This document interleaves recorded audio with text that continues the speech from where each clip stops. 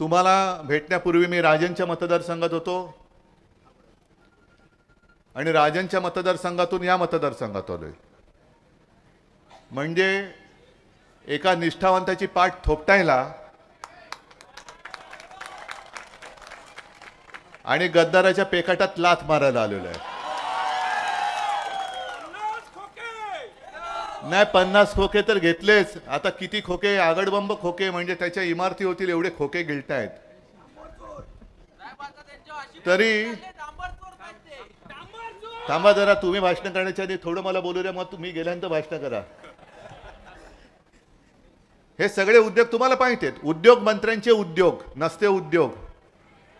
तसं पाहिलं तर हे म्हणे बाळासाहेबांचे विचार घेऊन पुढे चाललेत। अरे तुम्ही शिवसेनेमध्ये आलातच 2014ला, म्हणजे जेव्हा बाळासाहेब होते तेव्हा तुम्ही आमच्या विरुद्ध आमच्याशी लढत होतात, लाचारी करून माझ्याकडे आलात। आणि हे खरं आहे, मी त्यांना शब्द दिला होता मंत्रिपदाचा, मी माझा शब्द पाळला, पण ज्याला दिला तो शब्दाला नाही जगला, तो शब्द कमी पडला। मी तुला मंत्रिपद दिलं होतं 2014ला, मी वचन दिलं होतं, त्यावेळेला सुद्धा ते मला वाटतं म्हाडा बिडाचं काय चेअरमन पद दिलं होतं ना म्हाडाचं, म्हणजे राज्यमंत्रीपदाचा दर्जा दिला होता। 19ला मी काही देण्याची काही तशी गरज नव्हती, कारण मी मंत्रिपदाचा दर्जा दिला होता। पण आम्ही बाळासाहेबांचे पुत्र, शब्दाचे पक्के, त्यांना बोलून सांगितलं की शब्द दिला होता, तुम्ही विसरला असाल, मी नाही विसरणार, मी विसरलो नाही, जा आणि मंत्रिपदाची शपथ घ्या। घेतली शपथ आणि पळाले, नाही तो त्यांचा विषय, तो त्यांचा विषय। त्या गद्दाराचं करायचं काय हे म्हटल्यानंतर तुम्ही म्हणता खाली डोकं वर पाय, पण ज्याला डोकंच नाही ते डोकं कुठलं आणि पाय कुठले हेच कळत नाही, त्याचं करायचं काय हा मोठा प्रश्न आहे। बिंडोक माणसाचं करायचं काय हा प्रश्न आहे। आज हे जे काय उद्योग मंत्री बसले, स्वतःचे उद्योग जोरात चालू आहेत, जोरात।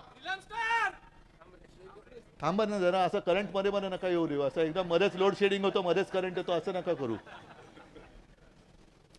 यांचे उद्योग जोरात सुरू आहेत। पण उद्योग मंत्री झाल्यानंतर किती उद्योग तुम्ही महाराष्ट्रामध्ये आणले? दाओसला गेला होतात, कोण कोण बरोबर होतं त्याची यादी तुम्ही खरं प्रामाणिक असाल तर प्रामाणिकपणाने यादी द्या, कोण कोण बरोबर होते। अगदी खाजगी दौरा होता तरी खाजगी दौऱ्याची खास तुम्हाला का सुटली होती ते सुद्धा सांगा। आणि मग कोणाबरोबर तुम्ही व्यवहार केले, व्यवहार म्हणजे करार केले, तरी नशीब म्हणजे काही कंपन्या ह्या आपल्या इथल्याच होत्या, इथून तिकडे घेऊन गेले आणि तिकडे जाऊन करार केले। मी बघत होतो, कदाचित असूही शकेल लोणावळ्याच्या चिक्कीवाल्याला तिकडे जाऊन चिक्कीचं दुकान थाटू असा करार नाही केला, कारण काही करू शकतात। पण यापूर्वी जे करार आपल्या सरकारने केले होते, महाविकास आघाडीच्या सरकारने, आणि तेव्हा ज्या काही कंपन्या येत होत्या, वेदांत फॉक्सकॉन कुठे गेला? गुजरात। बल्क ड्रग पार्क कुठे गेला?